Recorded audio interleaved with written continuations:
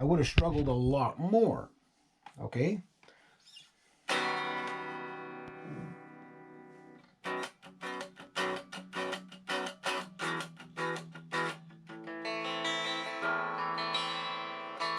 I still have to look.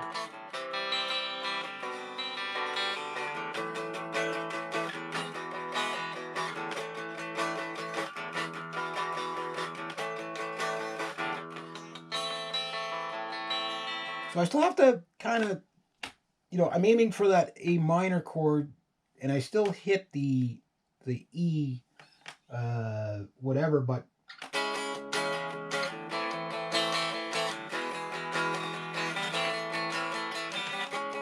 it feels more natural.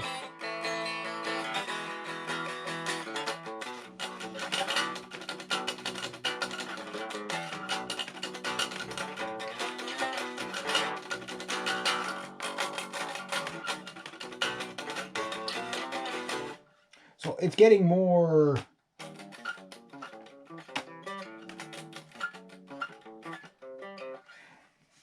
intuitive is what I'm saying. And when it comes to the,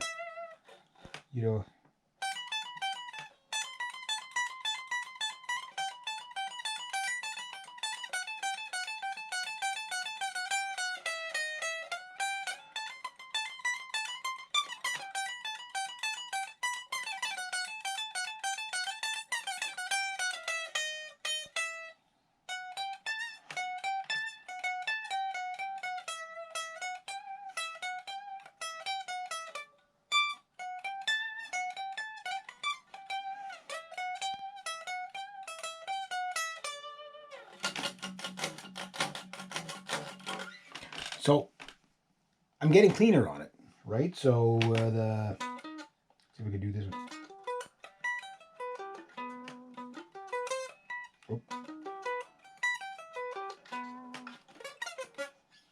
And stuff like that. So I'm getting better with my string spacing with my fingers, but it has taken a lot of time. Now, mind you, stuff that I play like Comet into Supernova.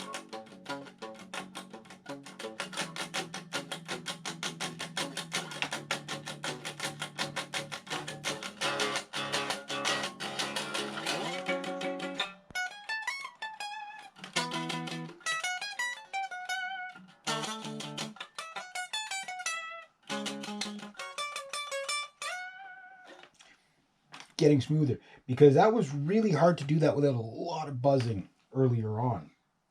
Again, with the flatter 20-degree radius fingerboard and stuff like that, but just getting the spacing good, right? So like even this riff, I've been working on it forever.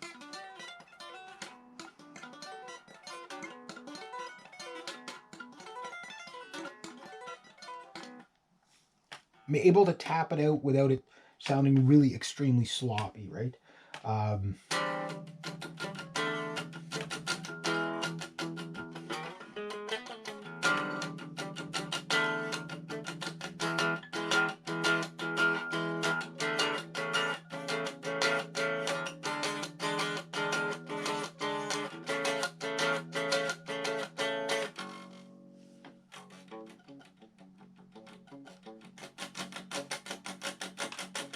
So it's starting to sound more musical to me. Big chords, the big Joe Satriani chords here. This one is still really tricky.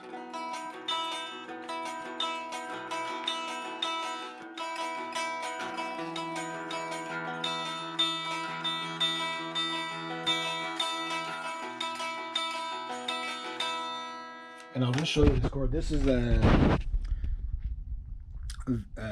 it's a B chord of some sort, but it's very, very, very tricky to get that spread, and to hear that high E ring out clearly is very difficult.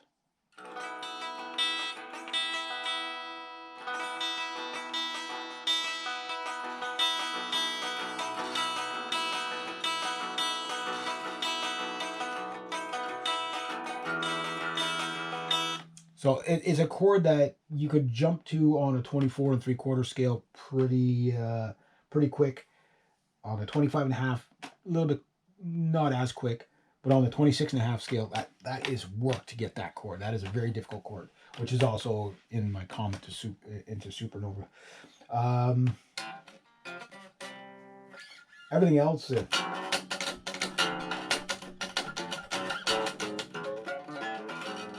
I can kind of get,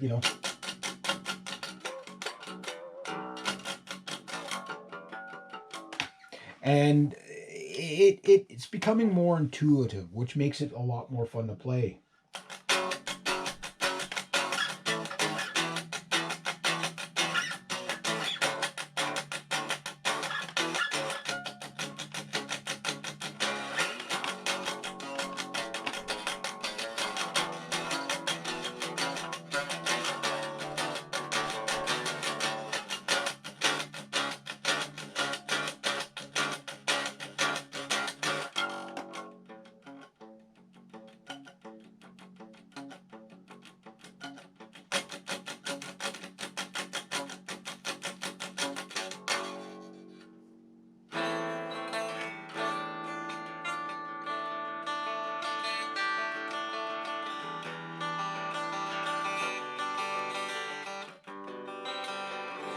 So you still have, with those campfire chords, your fingers are still thinking center of the neck, where I want to jump here for a C chord, but you can see I'm nowhere, I'm on some sort of a G7 or whatever there. But I'm thinking here, but my fingers are saying, no, it's in the middle of the neck. On an H string, it's wider. So here's my F chord.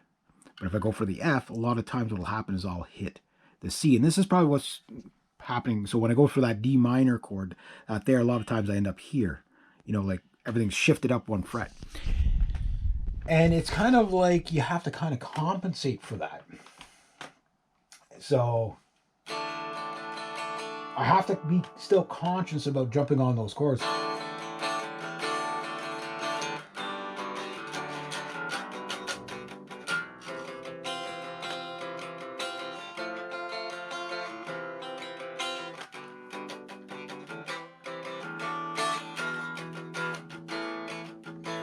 So whenever I think A, I have to think almost like on a 6 string, I got to think about hitting here to hit the A, or else I'll hit the E. You know what I mean? That kind of thing, right? So E, A minor, and I've almost always hit the E when I'm going for the A minor. So whenever I go for the A minor, I have to think kind of like where the D minor is on a 6 string, right? So like,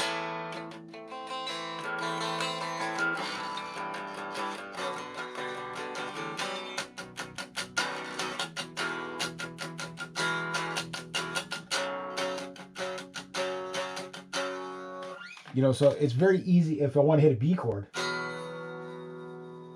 right? I can hit it there.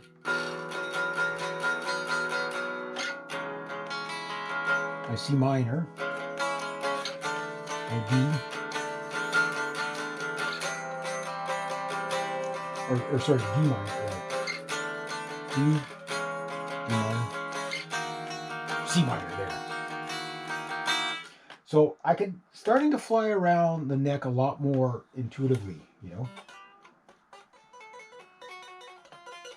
which now makes it more exciting because I can write more songs with it without having to worry about, being really sloppy. And I think that's probably the thing that's going to get most new H string players is learning that adaptation. I can't speak today. So yeah, I see the H string in my future for a long time. But my next H string is probably going to be a multi-scale, which I'll have to try out a bunch of them to see if I can solve those tension issue problems. It's not something you can't live with. It's just that you're not getting an optimal sounding guitar. Like if this thing was a multi-scale, it would probably sound that much sharper. You know what I mean? So I figured I'd just share that. That's me 1 year later on the H string. And I'm very happy to say that I like to stick with it. The problem is with these multi-scale guitars, I'm kind of losing interest in the older guitars because this is the future, is these multi-scale stuff. Well, for metal anyway. All right, there we go.